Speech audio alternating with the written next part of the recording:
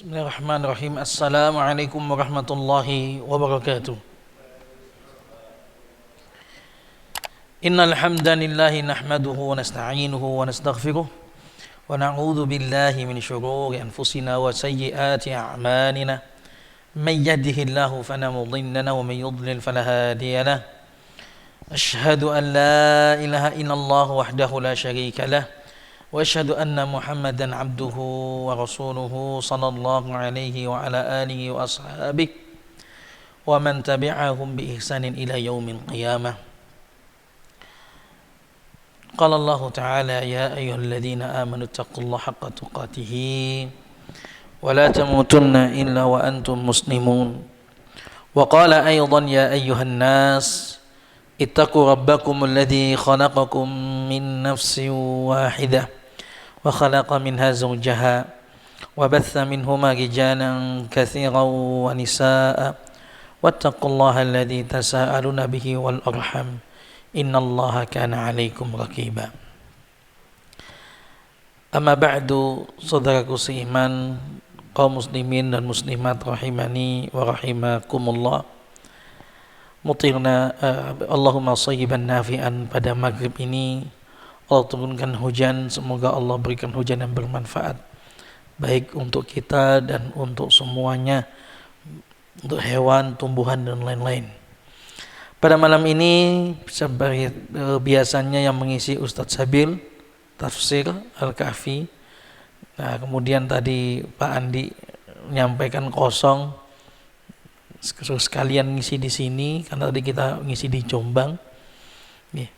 Adapun pada tema yang kali ini kita melanjutkan kajian fikih kita. Yang kemarin telah kita tentang masalah najis, ya, kemudian masalah liur. Ada sedikit pertanyaan-pertanyaan di bab-bab agak akhir ini. Ada beberapa pertanyaan yang di dalam kitab ini ditulis pertanyaannya dan ada jawabannya. Setelah itu nanti kita masuk bab adab qada'il hajah. Sebelum masuk qada'il hajah, kita baca ada beberapa pertanyaan yang di sini. Langsung saja, di sini ada pertanyaan di dalam kitab ini. Madza tasna'ul mar'atu bidailiha idza asabathu najasah? Apa yang harus dilakukan oleh seorang wanita? Karena kitab ini adalah kitab fikhul mar'ah, fikih wanita, tapi untuk semua juga bisa. Pertanyaannya, apa yang harus dilakukan oleh seorang wanita tatkala bajunya terkena najis? Tentu wanita ini yang paling rawan kena najis dibandingkan kita.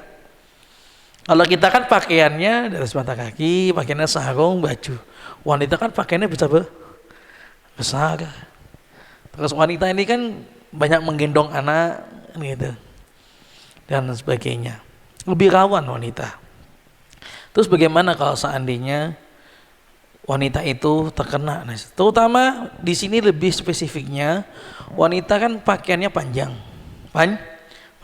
Kadang memang disunahkan untuk memanjangkan, tertutup semua sampai bawah itu kan gitu, lengseh bahasa Indonesia apa? Nyeret ya, benar ya. Keseret-seret gitu. Seperti itu. Itu pun tidak boleh lebih dari satu hasta. Lebih dari satu hasta isbal. Seperti baju pengantin yang kadang panjang, itu isbal disebut. Isbalnya wanita itu panjangnya lebih dari satu hasta. Kalau laki-laki di bawah mata kaki itu isbal. Nah,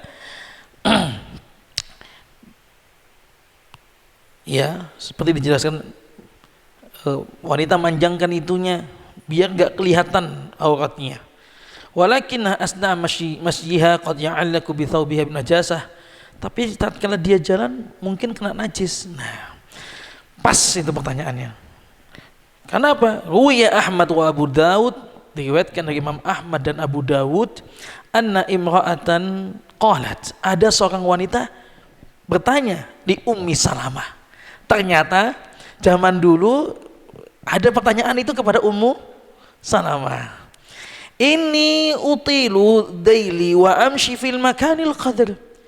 ya Ummu Salamah, aku panjangkan itu bajuku itu, terus aku tuh jalan di tempat yang kotor, yes, kotoran, mungkin kotoran apa, ada najis-najisnya, jalan begitu.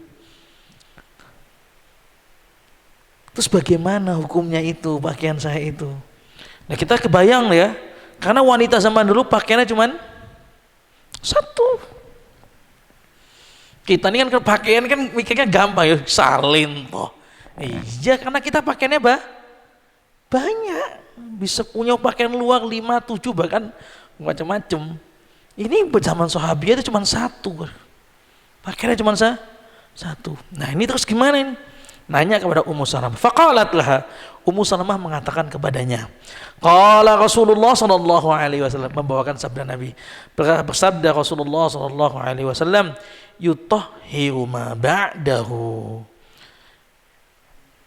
Wa ala hadza fayakfiha mashiha fil makani tahir fatatahharahul arda. Ya. Maka kata Nabi, ya sudah, apa yang setelahnya itu mensucikan.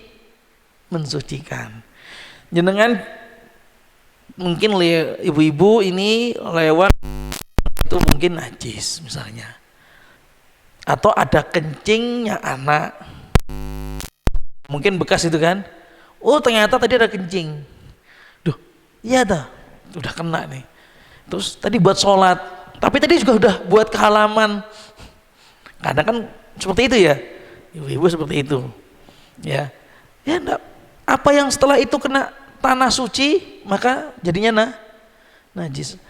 Ya setelah najis, setelah kena najis, maka tanah suci jadinya suci. Nah, tanah itu juga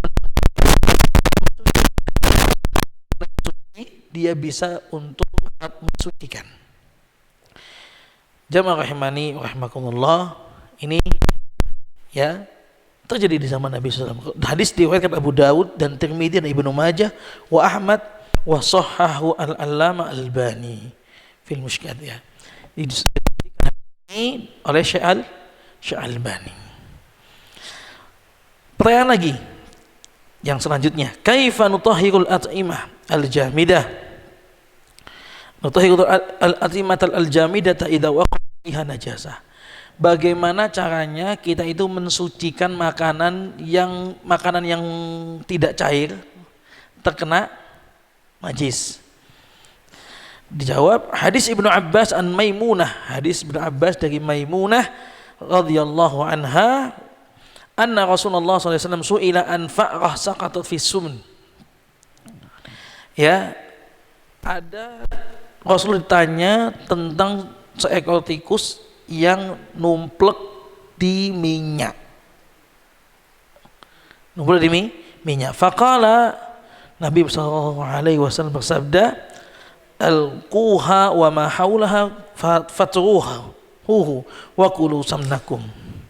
Kata Nabi sallallahu alaihi wasallam, buang apa yang di sekitarnya. Minyak itu beku. Numpleknya tadi malam, pagi-pagi ternyata beku. Yang beku itu dibuang.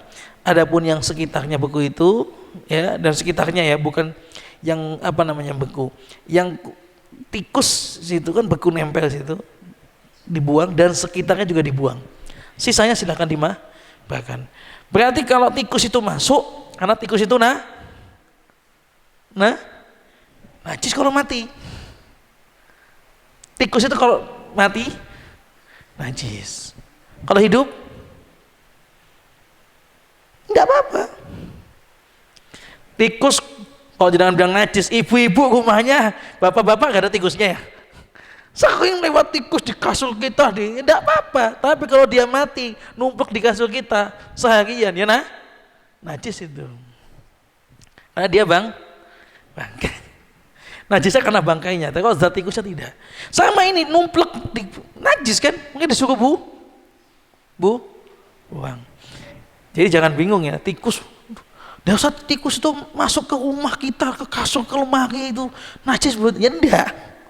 Tapi kalau dia mati di situ najis. Najisnya karena bangkainya. Dia jadi bangkai. Nah, Karena kalau bangkai itu kan cuma dua yang nggak bangkai, ikan sama belalang. Kalau bangkai yang punya aliran darah seperti tikus, nah najis. Nah, buang kata Nabi SAW. Itu kalau kemudian dia beku. Kalau dia cair, sebagian ulama mengatakan semuanya najis. Ini bangkai tikus loh ya, bukan tikus sih. Karena beda nanti. Ini masih bangkai tikus, mati tikusnya. Sekali lagi, ini tikusnya mati. Masuk cair, najis semua. Sebagian ulama mengatakan semua buang semua minyak. Tapi kalau kemudian sebagian ulama mengatakan dilihat. Sebagaimana pendapatnya mazhab Ibnu Abbas, Ibnu Mas'ud dan selainnya, dan ini yang rajih. Dilihat.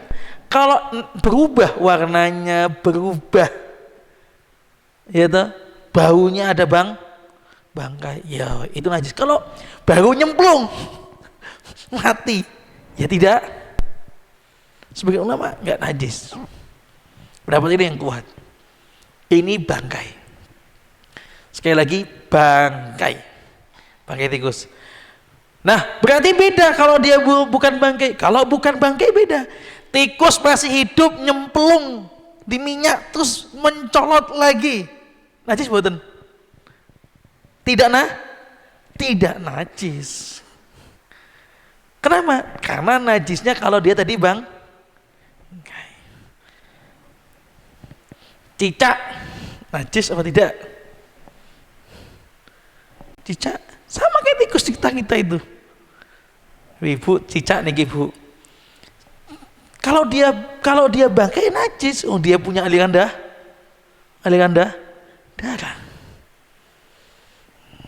Kan gitu. Sama hukumnya dengan tikus. Kan saking cicak jatuh ini.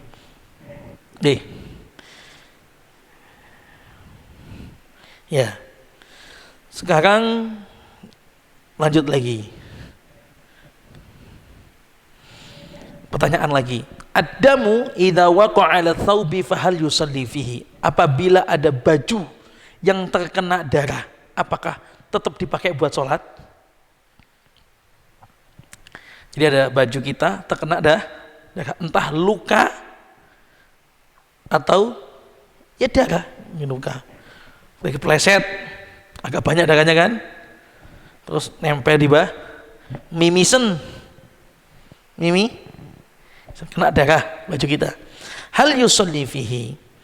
Nah, dijawab idza kana damu najasan wa katsiran fa innahu la yusalli fihi. Wa idza kana tahiran kadamil kabdi wal lahmi ba'da zakati fa innahu la yadur. Dilihat darahnya. Kalau darahnya itu memang najis, darah apa yang najis? Darah yang mengalir. Terus kedua, darah yang banyak. Kalau darahnya itu nyembelih hewan terus keciprat, najis buatan? Nah, najis darah mengalir. Ya, kecipratan kita, ya itu dibersihkan dengan prinsip itu. Itu najis, jangan buat sholat. Atau lukanya banyak, kena darahnya banyak, bukan setetes nggih. Bukan kecipratan titik-titik enggak. Ya kecipratannya banyak gitu loh. Nggih. Nah, orang bilang itu banyak. Nah, kalau cuma 1 titik, 2 titik, umlah masih yang dikit nggih.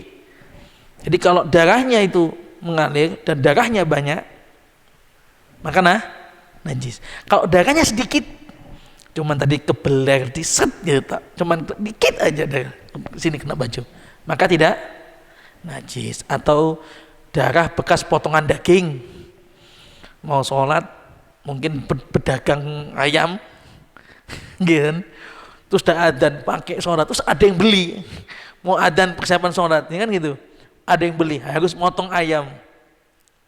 Nah, bekas potongannya kan mungkin kecipratan di lengan ya. Nah, najis buatan? Tidak, karena dia bekas potongan daging, bukan potongan tulang, begitu ada darahnya kan, tidak najis. Bisa bedain kalau darah ya. Kemudian selanjutnya,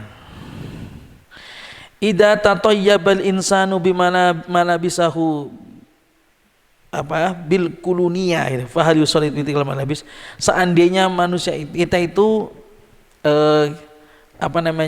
minyak wangi, berminyak wangi dengan yang kimia, mungkin alkohol ya.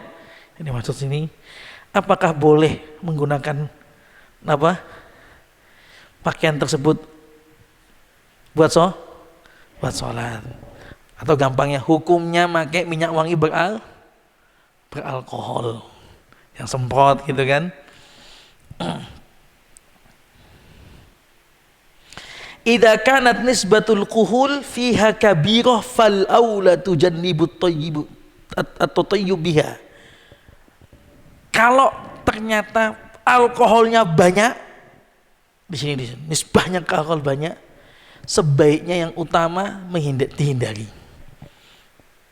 Nggak dikatakan nggak boleh, tapi sebaiknya dihindari karena memang kalau alkohol itu tidak najis karena dia bahan kimia kan begitu ya. Memabukkan ya belum.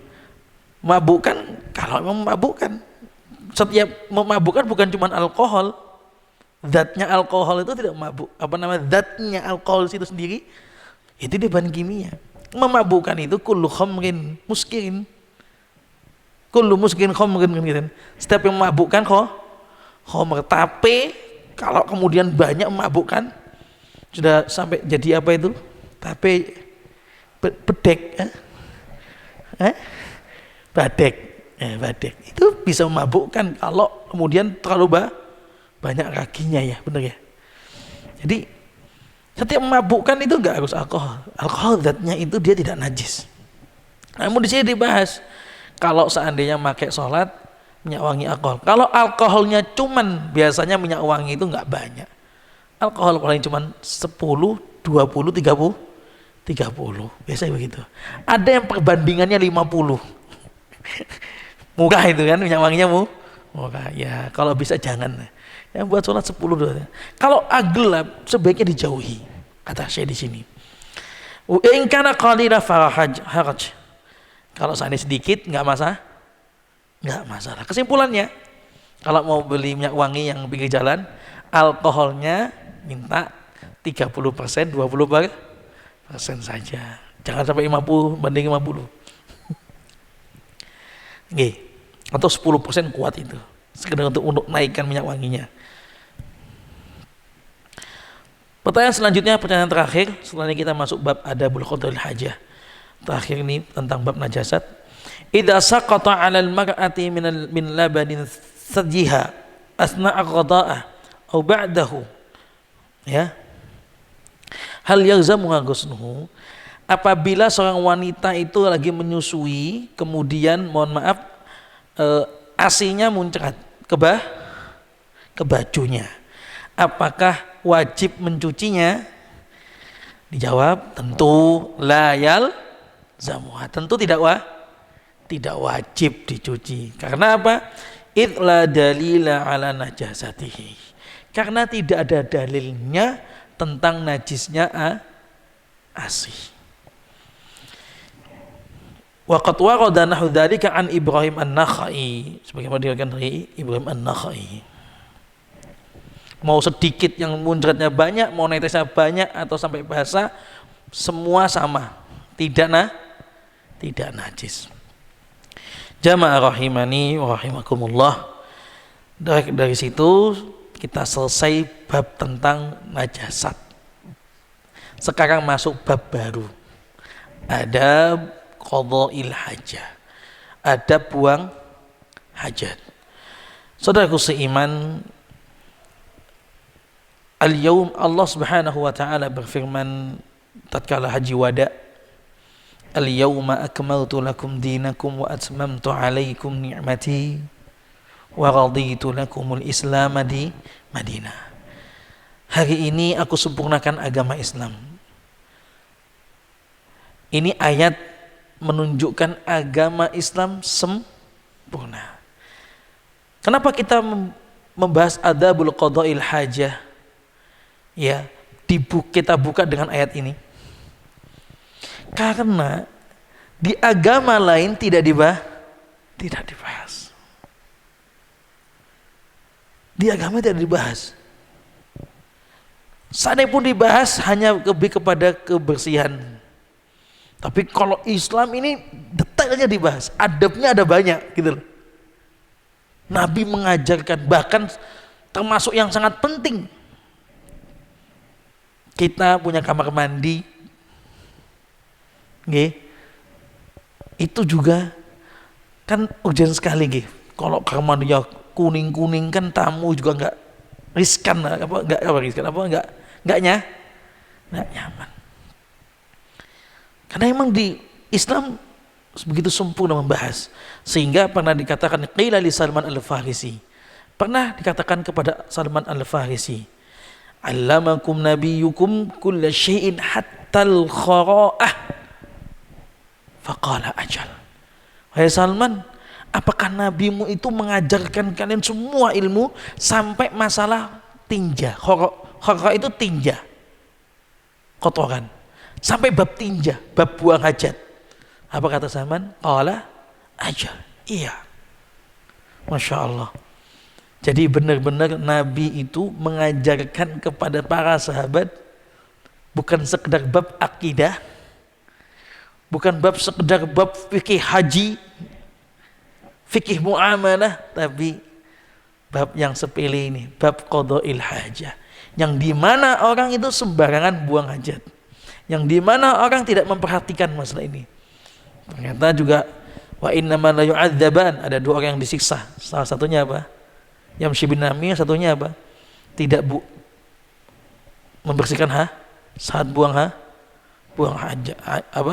hajat. Termasuk yang diadab dalam alam kubur. Nabi mengajarkan, Nabi mencontohkan, ya. Bahkan termasuk fitrahnya manusia itu bersukanya suci dan bersih. Ya. Jamaah rahimani rahimakumullah. Begitu juga hadis Aisyah radhiyallahu anha. Anna Nabi sallallahu alaihi wasallam qaal, Nabi sallallahu alaihi wasallam bersabda, asyratu minal fitrah, 10 dari fitrah.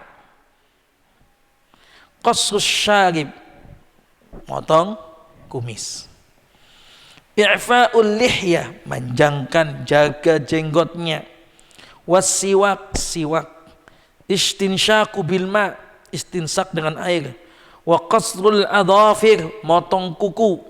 Ghuslul barajim, apa nih? Cuci telapak tangan.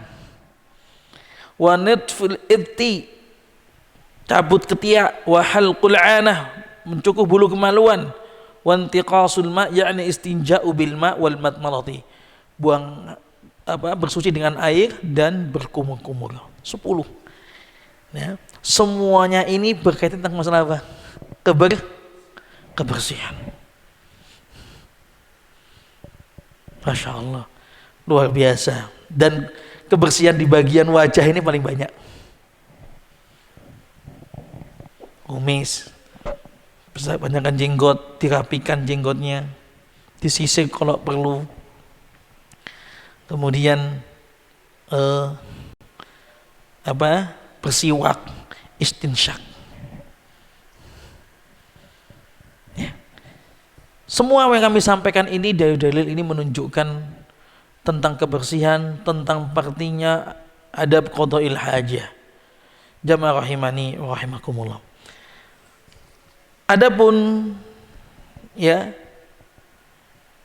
buang qada'il hajat ini hanya di dunia. Hanya di dunia, di akhirat tidak ada.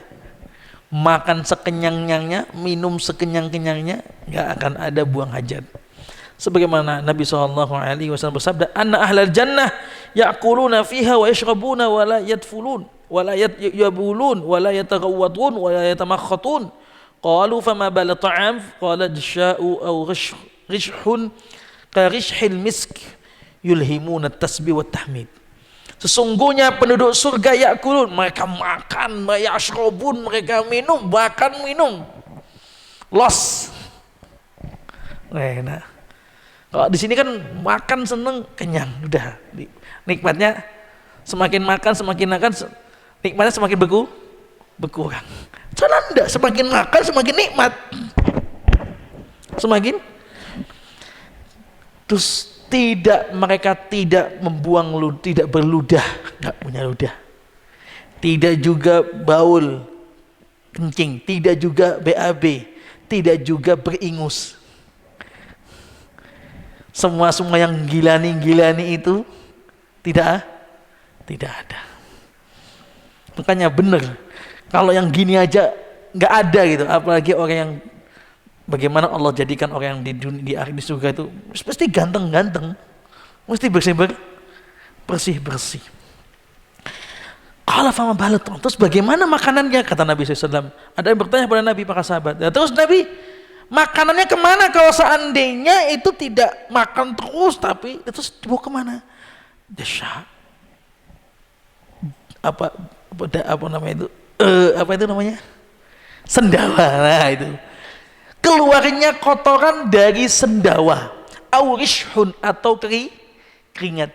Dan keringatnya itu baunya seperti kasturi. Coba. Kurang apa, Masya Allah ini. Jadi cuma di dunia, di akhirat tidak. Maka dari sini pentingnya kita mengetahui adab qada'il hajah. Minimalnya dia termasuk yang diadab dalam kubur. Jangan bayangin ya diadab dalam kubur, insya Allah enggak lah. Ini di zaman Nabi sudah ada hadisnya. Di zaman Nabi, di zaman kita ini kira-kira lebih parah apa tidak nih? Lebih parah. Banyak orang yang udah aja sembarangan lah. Ya. Yang pertama adab-adabnya istihdharun niyah, menghadirkan niat. Gimana menghadirkan niat? Niatnya ikhlas buang hajat. Ya mesti ikhlas. Ada nggak ikhlas lah? Di sini istihdharun niyah hasanah, menghadirkan niat baik.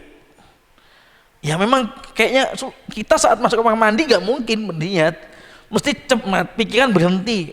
Maksud dalam artian dalam masalah ibadah. Tapi maksudnya Syekh di sini berusaha sebelum kita masuk kita niatkan untuk kebaikan, sehat, ibadah lancar, kan gitu kan? Bisa nggak? Ya tentu bisa. Maka bila itu diniatkan, maka jadilah ibadah. Itu yang pertama. Nggak usah panjang lebar bab itu. Yang kedua, ada istiqbalil qiblah wa istidbariha indal qu'udi liqada'il hajat. Yang kedua, tidak menghadap atau membelakangi kiblat. Sebagaimana Nabi SAW bersabda, hadis Abu Ayyub Al-Ansari, "Idza ataitumul ghaid fala tastaqbilul qiblata wa la tastadbiruha walakin syarriku aw gharribu." Kata Nabi SAW, apabila kalian itu buang hajat, maka jangan sampai ngadep kiblat. Kalimat fala ini la nahiyah, perintah, tidak larangan yang menunjukkan haram. Tidak boleh tidak boleh menghadap kiblat atau membelakangi kiblat. Berarti kiblatnya sana nggih. WC-nya jangan ngadep sana. Ngadep ke barat ya kita nih. Ya, sehingga harusnya ngadep ke selatan atau ke utara. Tapi Nabi bersabda walakin syarriku au gharibu. Tapi hadapkanlah tempat WC itu ke timur atau ke barat, karena di Madinah. Madinah itu madepnya kiblat ke selatan. Ya. Kalau ke Palestina ke utara. Jadi ke selatan. Ini menunjukkan larangan. Nah, jamaah rahimakumullah, ada muncul masalah di sini. Katanya kalau ada tembok ya enggak apa-apa Ustaz. Itu kalau di apa namanya? Di tempat luas. Kalau ada temboknya itu tertutup, terhalang di dalam tembok, jadi ngadepnya tembok. Ya, sebagaimana itu dijelaskan di sini, ada sebuah hadis. Qala sahih Ibnu Umar, annahu qala, ya, laqad laqitu yawman 'ala dhahri baitin lana fa ra'aitu Rasulullah sallallahu alaihi wasallam 'ala lubnataini mustaqbilan Baitul Maqdis li hajatihi. Jadi hadis Ibnu Umar. Suatu hari Ibnu Umar lagi bersihkan atap rumahnya, nggak sengaja kok lihat Nabi itu buang hajat ngadepnya ke Baitul Maqdis dan Ka'bah. Hadis Ibnu Umar. Nah, bagaimana kita menyikapi seperti ini? Di sisi lain Nabi mengatakan, "Fala tastaqbilul qiblah wala tastadbiruha." Jangan ngadep kiblat. Di sisi lain, Nabi, hadis Ibnu Umar mencontoh ngadep kiblat. Ya, disitulah ada yang mengatakan, kalau itu ada temboknya, nggak apa-apa. Pendapat yang paling afdal, yang paling berhati-hati dalam masalah ini adalah baik ada tembok maupun nggak ada tembok, ya. Kalau yang nggak ada tembok jelasnya haram, ya. Kalau yang ada temboknya, yang lebih tepatnya tetap tidak menghadap kiblat. Tinggal bikin WC-nya posisinya diputar saja, dipakai seumur hidup ya soalnya. Masa ya kok susah ya ndak. Kenapa begitu? Nah, tadi kan Nabi mencontohkan. Nih, kita dalam masalah ini pertama mendahulukan sabda Nabi.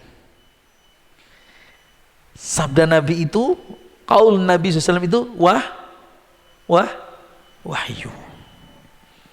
Adapun perbuatan Nabi SAW bisa saja benar, ya secara umum benarnya. Namun di masa ini mungkin saya luputnya. Wallahu a'lam. Yang jelasnya, ya, mendahulukan hadis larangan lebih afdal. Jelas gak? Ada hadis larangan, ada hadis praktek, tapi nggak ada hadis perintah silakan ngadap kiblat, nggak ada kan? Adanya seperti kita orang tua mungkin ya, kita ngomong ke siapa? Anak, ini nggak boleh nih. Tapi waktu kapan kita nyontoh? Luput dalam mencontohkan. Ini cuma gambaran, bukan berarti kita gambarkan dengan Rasulullah sama, enggak. Hanya pendekatan pemahaman bahwasanya mendahulukan hadis larangan itu lebih utama. Itulah maksud saya menjaga-jaga. Sehingga, ya, karena mengatakan kalau di tembok nggak apa-apa, jangan bilang nggak apa-apa, jangan dahulukan, nggak boleh. Ya kalau nggak apa-apa, ternyata nggak boleh. Di akhirat apa nggak diminta pertanggungjawaban? Diminta. Kalau selamat ya, nggak usah diubah saja. Kalau masjid, Ustaz, masjidnya itu WC-nya ngadep kiblat, nah, ngubah biayanya ya banyak. Takmir itu kalau mau kita ubah masing-masing beda pendapat lah, malah rame. Nah itu beda lagi. Biasanya rame itu kan karena nggak ada dananya itu. Mas nggak usah. Ini. Tapi yang jelasnya ya bisa dirubah. Wallahu a'lam.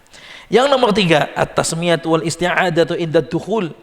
Membaca bismillah dan perlindungan, ya, saat masuk.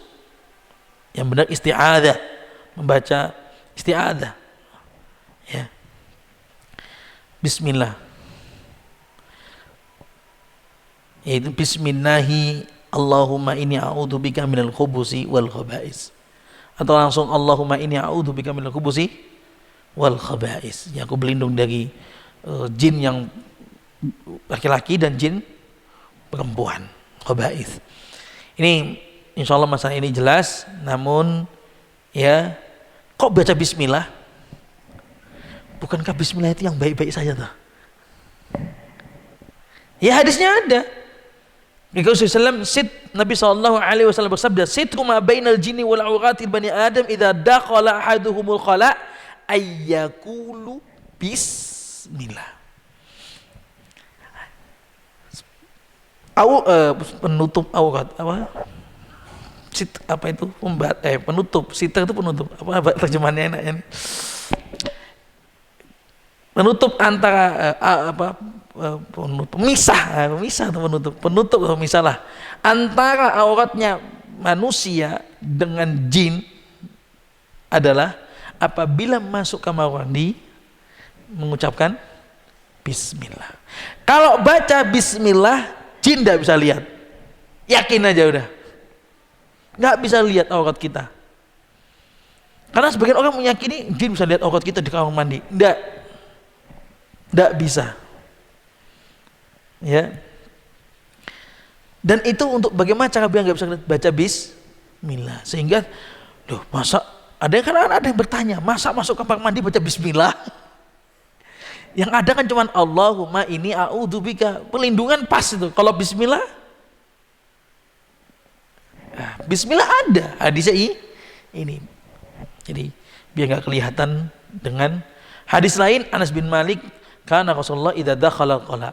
Memang hadis Anas bin Malik yang bacaan masuk kamar mandi nggak ada bismillahnya, cuman Allahumma inni a'udzubika minal khubuthi wal khaba'is. Itu tok doanya hadis Anas bin Malik.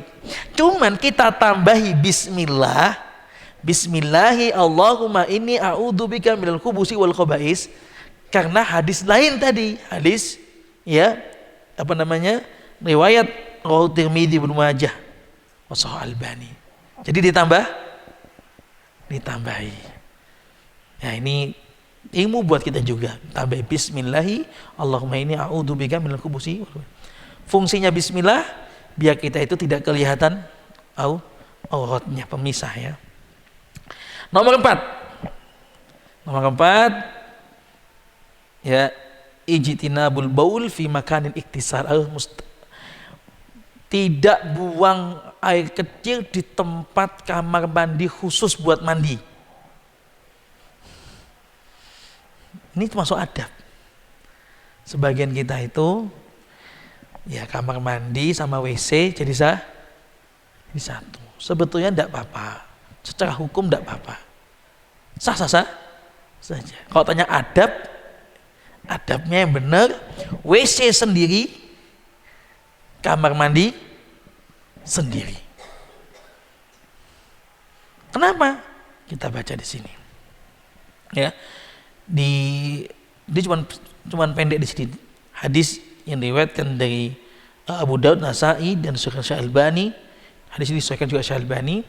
Dijelaskan di situ, di sini enggak dijelaskan. Saya baca di tempat lain, di kitab lain. Intinya kalau ya hadis itu Nabi misalnya melarang, makruh hukumnya, dibenci buang hajat atau buang air kecil di tempat mandi khusus kamar mandi buat mandi atau buat wudhu misalnya, kayak gitu kan. Kenapa? Ya sebabnya Syekh Utsaimin juga menjelaskan, ada hadisnya juga, dalam hadis tersebut dijelaskan juga yadkhulul waswas, karena tempat seperti itu akan tempat masuknya waswas. Maksudnya waswas apa? Kena najis benda ini saya nanti. Was-was itu sesuatu yang dijauhi. Jadi kalau seandainya masuk kamar mandinya itu jadi satu WC dan buang air kecil, terus mandi itu juga, itu was-wasnya besar. Muncul was-wasnya mungkin tadi saya nginjak ini najis benda ya, gitu kan?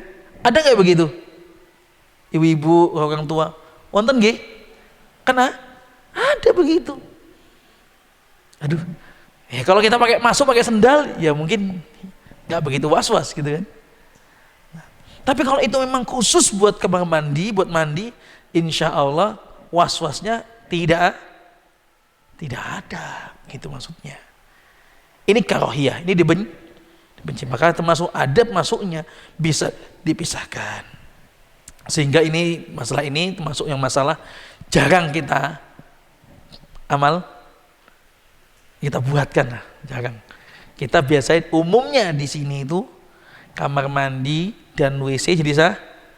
Tapi kalau di Arab Saudi itu ada beda. WC beda, buat mandi beda. Semua masjid ada. Di sini beda atau sama? Sama. Ya secara umum sama. Ya untuk ngilangi masalah ini masuk saja pakai misalnya ada was-was. Untuk menghilangkan was-was, setiap hari ibu-ibu kalau masuk kamar mandi dibersihkan. Nah, insya Allah was-was hilang. Jelas nggak? Itu seperti itu. Nomor 5 selanjutnya, ijtinabu tabulu fil ma'i raqid, menjauhi buang air kecil atau BAB, apalagi ya buang air kecil aja di air yang tergenang atau tidak ada saluran keluar, seperti kalau di kita nih ya kolam renang itu.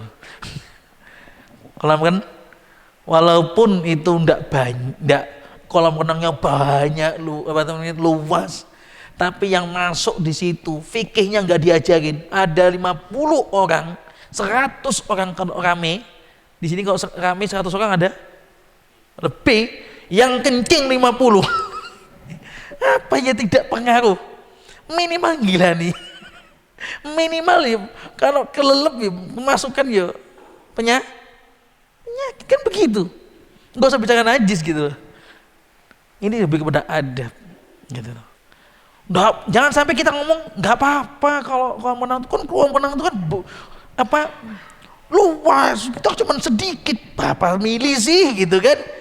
Ya kalau mikirnya begitu, terus kemudian orang pada ngamalin, mudarat gak? Mudarat. Makanya ngambil hati-hati, jangan asumsi sendiri. Sudah Nabi bilang air tergenang, yang nggak ada saluran keluar, nggak boleh kencing situ, sudah nggak usah kencing gitu loh. Gak usah diasumsi ini kalau itu air sedikit mungkin najis. Hikmah Nabi sabda itu kadang-kadang hikmahnya bukan sekedar najis syariat saja, tapi kadang masalah kebersihan, masalah dunia. Nabi bersabda syariat disyariatkan itu hikmahnya bukan cuma sekedar ibadah, hikmahnya kan luas gitu loh. Jadi kita sampaikan kepada orang seperti itu. Kadang ditanya itu, soalnya ada yang mengatakan kalau kolam renang kan banyak, jadi nggak apa-apa di situ. Nah itu kurang tepat. Ya, kalau itu tersebar pemahaman itu, dan kayaknya tersebar kayaknya, mau kencing nggak kencing aja di situ. Oke. Selanjutnya, ya. Nah, nomor 6, ijtinabu qada'il hajah fi tariqin nas wa mustadillihim. Menjauhi buang hajat di tempatnya orang itu lewat atau tempat orang berteduh. Kalau di sawah-sawah itu ya dekatnya apa istilahnya itu, kalau ada sawah itu ada apa, gazebo, gubuk. Nah kadang kencing di pinggir gubuk situ, atau kalau di pohon-pohon, ya tahu bahwa kadang-kadang ya supir itu pinggir jalan, gitu kan? Ya kadang-kadang ya seperti itu. Ya, pinggir jalan pun, ya tapi itu harus menjauh, nggak boleh pinggir jalan seperti itu. Jamaah rahimakumullah, ya. Di dalam masalah ini, ya, Nabi SAW bersabda, hadis Abu Hurairah, anna Nabi SAW qala ittaqul la'anin. Ya, hati-hati, bertakwalah dengan orang yang dilaknat. Siapa itu? Alladzi yatakhalla fi tariqin nas aw fi dhillihim. Yang dia itu buang hajat di tempatnya jalannya manusia. Ada anak-anak, ibu-ibu kalau bawa anak-anak mungkin sekarang udah pada ngaji ya, udah pada ngerti. Dulu kan kita belum ngaji ya, kadang-kadang biasa anak misalnya kamar mandi di belakang depan rumah lo, gitu kan, akhirnya kencing depan rumah pojokan di situ ya. Jadi seperti itu ya, dulu seperti itu. Mungkin di kampung-kampung masih begitu nggih? Saya nggak tahu. Masih. Tak kira cuma zaman dulu aja. Karena sekarang saya nggak pernah tinggal di kampung, Pak, tinggalnya di pondok. Di pondok nggak ada begitu. Iya, nggak boleh pinggir jalan seperti itu, karena bau dan sebagainya.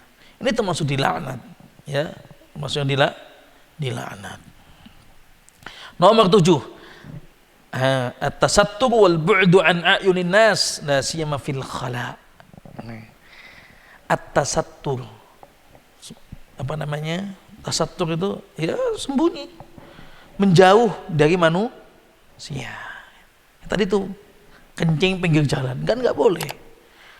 Ya, dia udah menjauh, Ustaz. Kami kalau kencing itu di baliknya truk. Gak kelihatan. Ya tetap kalau dari sana kelihatan. Wah, ada truk keting, biasanya orang nengok lah lagi kencing. Kan tetap kelihatan. Kodenya kan berhenti riting gitu biasanya kan. Seperti itu. Dia nggak kelihatan dari sisi sini, kelihatan dari sisi sana. Di sebelah baliknya lagi. Kan sama saja. Intinya menjauh lah. Itu sunnah itu. Adab itu adab. Malu lah, lebih kepada sifatnya malu. Kita punya muslim harus malu. Dan wala siyama, walaupun termasuk juga kamar mandi. Makanya kamar mandi itu adabnya di depan atau di belakang. Secara umum mau ke mana? Mau ke belakang. Masa mau ke depan? Ya umumnya kan kamar mandi di belakang. Makanya kamar mandi di belakang itu bahasa sunnah juga. Makanya kamar mandi itu di belakang, menjauh. Begitu. Nah, terus bagaimana kalau kita itu bikin ruang tamu? Nah, kalau kita punya ruang tamu, kan kalau ada tamu kita ke belakang, kita kadang malu kan. Orang tamu kita masuk rumah.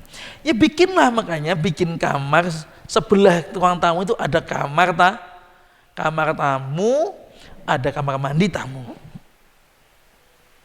Di situ sekalian. Kalau mau setting rumah seperti itu. Jangan kamar tamu, ruang tamu, pas sebelahnya kamar mandi tamu. Ya. Tamu itu walaupun siapa, apalagi putri. Mestinya malu, walaupun sudah tertutup keluar kamar mandi, kalau dia orang itu kadang-kadang malu, bagaimanapun malu. Begitu juga kalau kita bikin kamar mandi di rumah itu, jadi pintunya itu diusahakan, itu masuk sunnah loh, adab loh ini, jangan sampai pintunya itu menghadap ke orang lah, itu di dapur orang bisa melihat, ruang tengah, ruang keluarga gitu kan, bisa melihat. Kalau bisa agak di sisi balik, ya itu jaga-jagani itu loh. Orang yang kadang malu itu loh, ada orang tuh malu, ya kan, kadang saya juga malu, Pak. Kalau kamar mandi keluar dilihat gitu malu, Pak. Apalagi wanita lebih malu lagi. Gitu. Ini termasuk adab yang mungkin kadang kurang diperhatikan. Ini termasuk sunnah ini. Ya. Sebagaimana Nabi sallallahu alaihi wasallam bersabda, la yanduru rajulu ila aurati rajuli wa la tanduru mar'atu ila auratil mar'ati. Enggak boleh lihat, laki-laki enggak boleh lihat auratnya laki-laki, sebaliknya wanita tidak boleh melihat auratnya wanita. Auratnya laki-laki dari pusar sampai lutut. Tetapi itu kan aurat secara hukum syar'inya. Ada kita ini hukum secara kebiasaan lah. Walaupun itu aurat itu dari pusat, Pak, tapi ya jangan ote-ote, Pak. Masing-masing orang tuh punya kadarnya. Kalau ya petani, tukang kuli bangunan enggak apa-apa ote-ote habis kerja itu kan. Ote-ote. Ya kalau misalnya dengan yang sudah ngaji gitu kan ya, masa ya pantas. Karena itu masuk bagian malu. Walaupun tidak ada kaidah dalam tidak ada larangan, tapi kita timbulkan rasa malu. Kalau ustadz itu pakai kaos, jenengan pakai kaos mungkin biasa kan. Kalau kami pakai kaos malu, Pak. Kaosan keluar itu saya malu. Kalau depan rumah aja sekitar nggak masalah, nggih. Keluar ada ustadz itu masya Allah saya lihat. Ya masya Allah. Saya dulu di Jember ustadz itu. Saya tidak pernah beliau ke depan rumah pakai kaos. Selalu pakai baju muslim. Walaupun cuma depan rumah, masya Allah itu. Ada yang begitu menjaga malunya luar biasa. Nah, kita cuma depan rumah ya. Tapi kalau keluar naik motor pakai kaos, malu itu. Paling tambah jaket, kalau pakai kaos tambah jaket tiga-tigatan. Kemudian ya Wanita apa batasan wanita, aurat wanita? Semua yang bisa dipakaikan perhiasan. Itu boleh dilihat. Di luar itu tidak boleh kelihatan. Sesama wanita. Seperti itu. Ya. Mungkin kalau di kampung itu nyusui itu seenaknya kadang-kadang. Termasuk nggak boleh. Jadi walaupun sama-sama keluarga,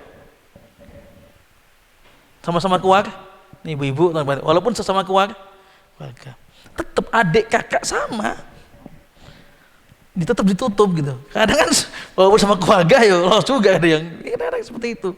Yang benar ditutup. Yang boleh dilihat wanita dan wanita ini hukumnya sama nih, sama muslimat, sama ada muslimat, hanya yang boleh dikasih perhiasan tangan sini gitu kan, kaki gelang ya, gelang kaki, kalung, anting-anting kan boleh dilihat ya, bisa buat perhiasan, silahkan. Di luar dari itu tidak boleh. Lututnya wanita sama wanita nggak boleh kelihatan.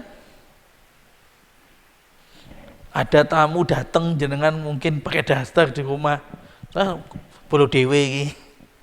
Nggak boleh. Ya tetap pakai pakaian panjang. Ibu-ibu, ya tetap pakaian panjang. Kan gitu.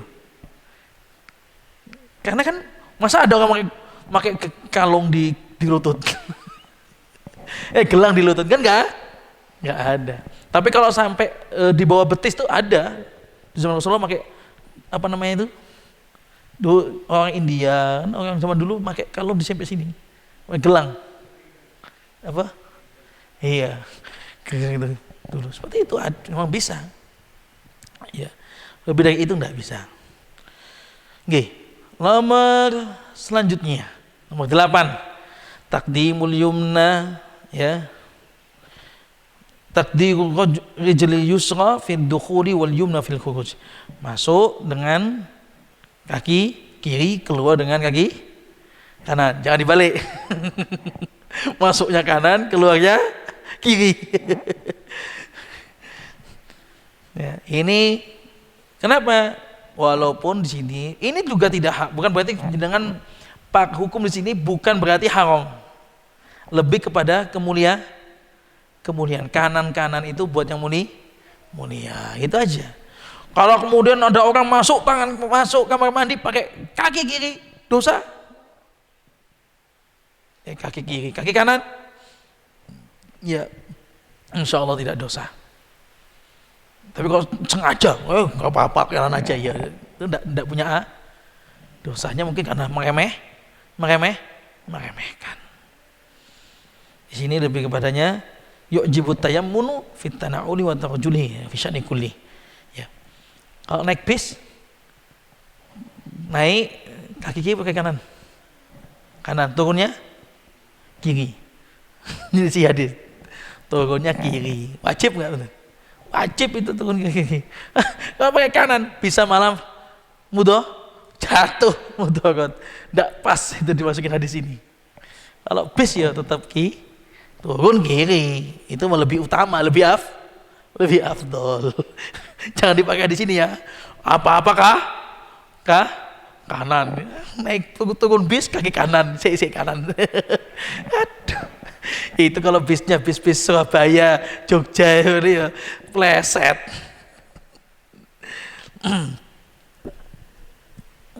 Nomor 9 ya, menjauhi dari kalimat-kalimat Allah. Jauhkan buku, baju itu kadang-kadang ditulisi la ilaha illallah buat ke kamar mandi. Nah ini orang-orang sablon ini ya, tolong seandainya nyablon gitu sih boleh lah, pas pakai kamar mandi nih masa. Nabi itu kalau masuk kamar mandi cincinnya karena ada kalimat Muhammadur Rasulullah, hanya kalimat Rasulullah. Lah sekarang kalimatnya la ilaha illallah. Dan tidak jarang ada juga itu ayat fastabiqul khairat. itu juga nggak pas.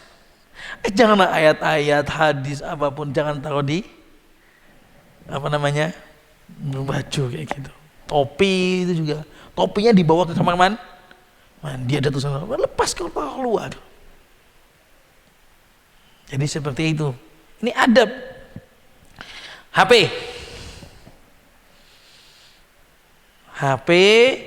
ya, jika ada aplikasi Quran, ya kan? Jika dibuka haram. Jika tidak dibuka nggak apa-apa, dimatikan HP-nya. Ya, jangan malah di HP sambil nunggu, sambil ngechat atau sambil buka aplikasi Islam. Ini enggak benar. Ini masuk di dalamnya. Khusus untuk di Mekah, di Madinah, ini hanya untuk sekedar share. Kalau jenengan bawa tas, kadang bawa tas nggih, kalau sana umroh gitu kan, ada Qur'annya gitu kan, ditaruh luar, hilang.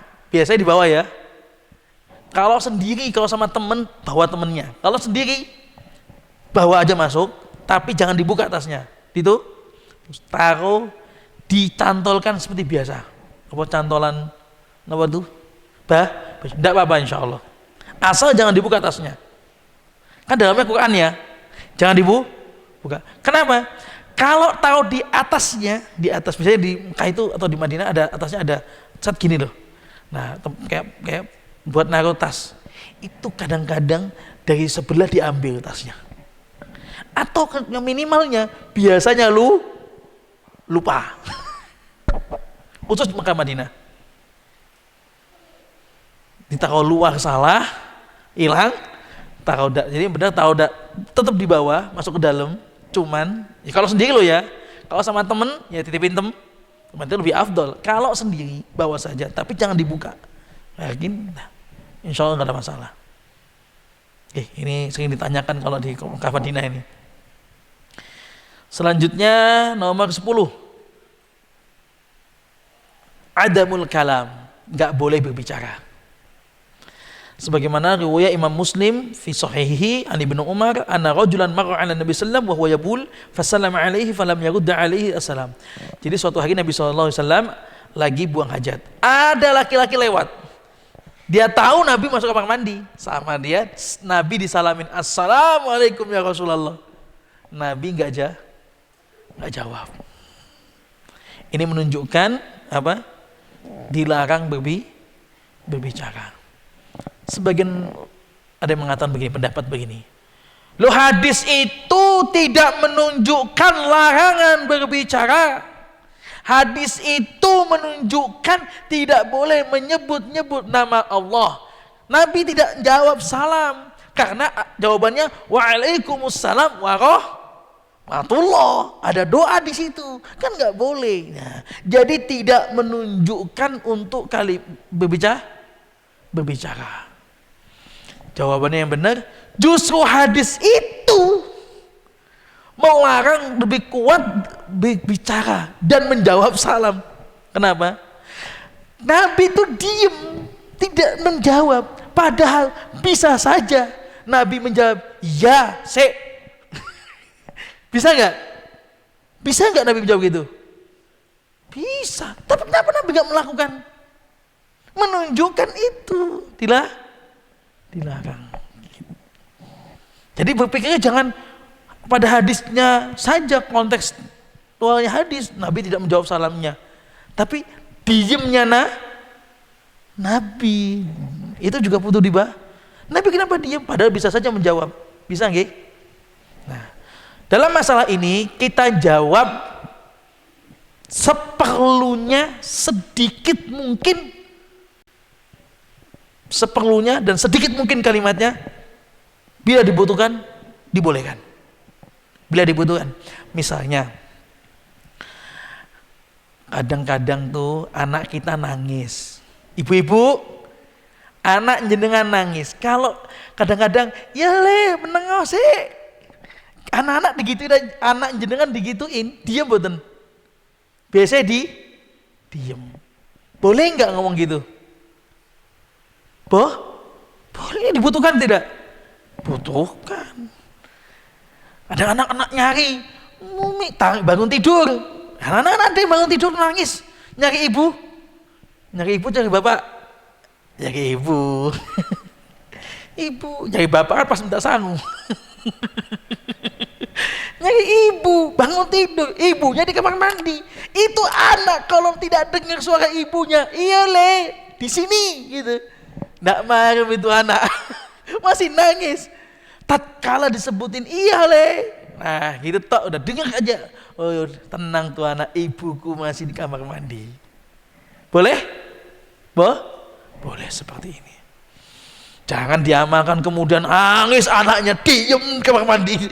Anaknya nangis diem kamar mandi. Karena nggak boleh ngomong katanya. Hukumnya haram, nggak boleh ngomong, diem terus. Dah. Akhirnya setelah keluar, kenapa kok ada Islamiyah terus masuk? Dah kenapa tadi nggak adanya kok nangis dengan tuh nggak nyaut? Loh saya di kamar mandi loh. Sering begitu loh ibu-ibu itu kan. Saya di kamar mandi. Nyaut enggak apa-apa, nyaut, tapi sebutuhnya, sesedikit mungkin. Kalau di pondok bukan lagi nyaut Pak, kadang-kadang ngobrol. cepetan, kayaknya apa sampean? Cek mana sih lu? Santai nih, tak tunggu. Baru duduk lagi. Karena kamar mandi pondok itu kalau nggak pakai seng itu ya nggak kuat, cepet tuh, rusak didok. Sudah baru cepet, settle, nyantai itu bro, gitu juga. Anak-anak seperti itu malah ngobrol kadang-kadang gitu. Ini perlu ditegur, tegur seperti ini. Nggak boleh, kalau itu nggak boleh berlebih. Cuman kadang-kadang ya, karena kita nggak kebayang gitu Pak, kalau kita ini mungkin nggak begitu kebayang. Kalau kita kan di rumah kamar mandi 2 atau 1, cuman 4 orang 5 orang. Pondok itu 1 kamar mandi bisa dipakai 20 orang kalau pondok besar. Mohon maaf, dan tidak jarang masih ada pondok kalau mandi bareng. Pakai celana pendek laki-laki itu, bertiga bareng-bareng. Pakai celana pendek tapi masih ada pondok seperti itu. Ya sebetulnya nggak boleh. Ya pondok yang udah pondok yang salaf kata-kata ya nggak boleh. Cuman 1 kamar mandi biasanya 15 orang sampai 20 orang. Bisa bayangin semua subuh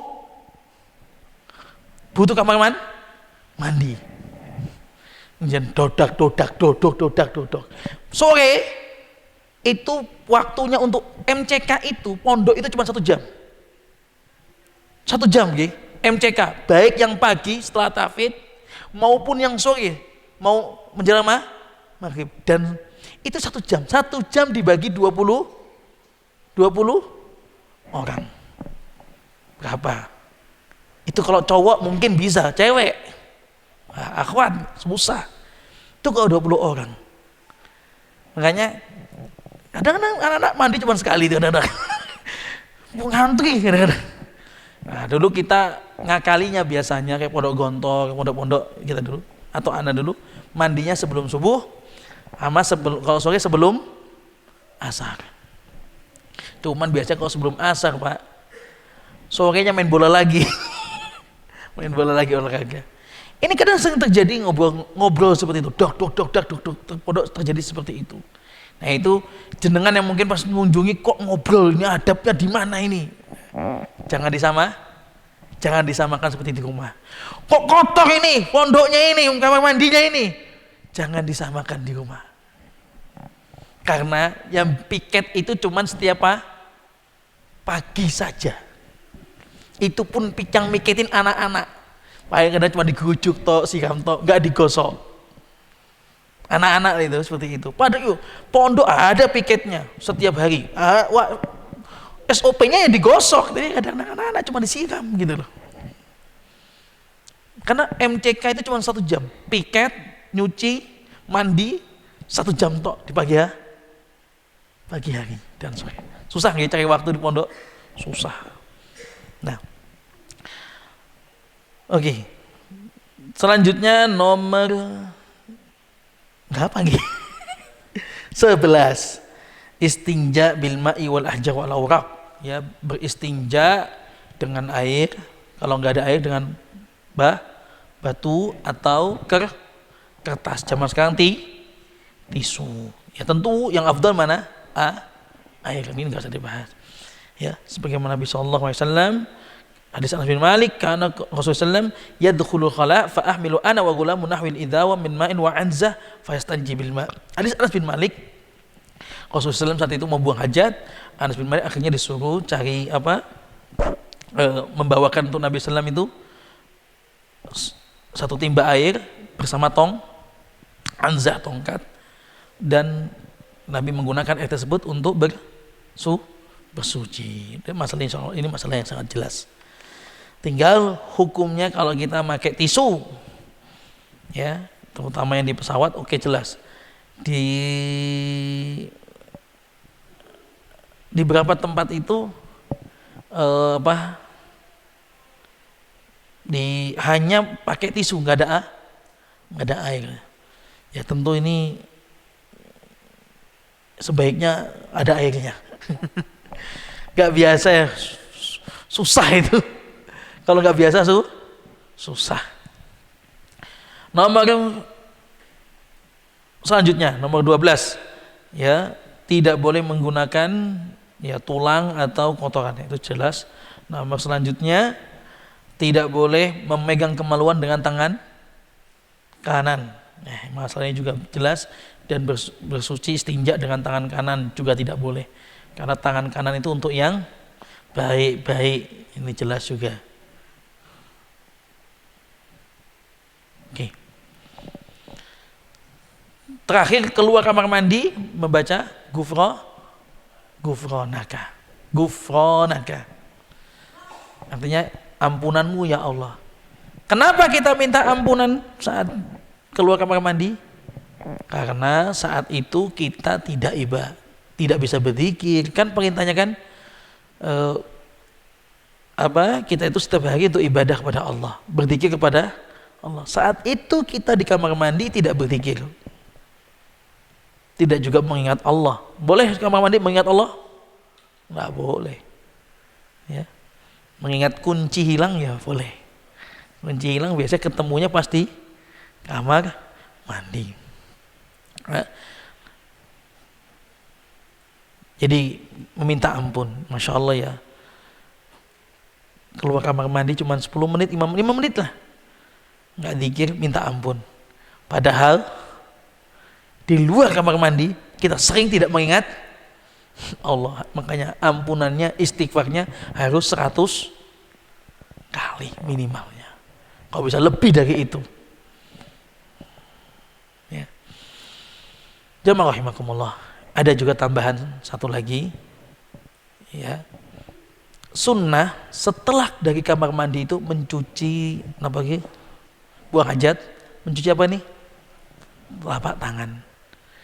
Sebagian orang itu mencuci dengan air saja. Dengan air saja cuci tangan.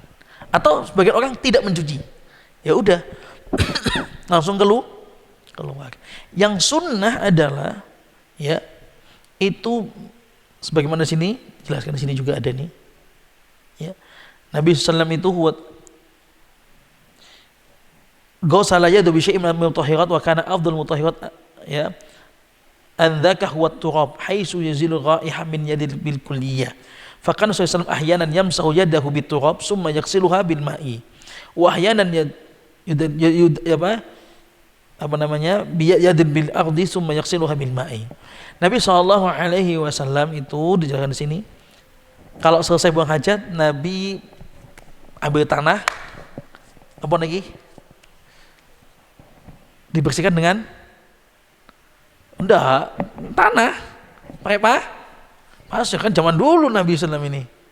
Kalau zaman sekarang kan pakai air. Benar tidak kalau pakai air? Kalau pakai tanah itu benar. Karena tanah itu selain mensucikan juga menghilangkan bau. Tapi kalau pakai air saja, kira-kira baunya masih lengket nggak? Masih. Yang sunnahnya itu pakai yang sabun atau apa terserah. Sekarang hand sanitizer apa monggo. Itu sunnah itu. Jadi di luar kamar mandi kasih wastafel kecil, ada sabunnya, itu sunnah. Kalau udah terbiasa, insya Allah terbiasa. Kalau enggak ya. Cuman kadang-kadang kan kita ya enak kalau udah begitu. Ketemu orang mau salaman, enak. Kadang-kadang kita malu. Dari kamar mandi orang mau salaman sama kita. Ya kita ada orang tuh malu. Habis kamar mandi disalamin. Ya, seperti itulah. Ya walaupun pakai tangan kanan salamannya itu. Cuma ada orang tuh mungkin malu seperti itu. Ya. Ini sunnah-sunnah yang terakhir yang kita sampaikan pada pertemuan kali ini tentang bab qada'il hajah. Bila ada pertanyaan silakan, bila tidak ada kita tutup. Besok diganti sunnah-sunnah fitrah. Monggo.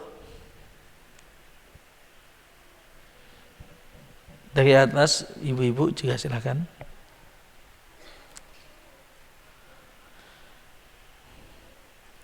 Karena tidak ada kita tutup. Insya Allah jelas. Karena bab ini ada bab yang sudah sering dibahas. Alhamdulillah. Ini murojaah. Ya. Mari kita apa yang kami sampaikan semoga bermanfaat dan menjadi ampunan buat kita. Subhanakallahumma bihamdika asyhadu an la ilaha illa anta astaghfiruka wa atubu ilaik. Wassalamualaikum warahmatullahi wabarakatuh.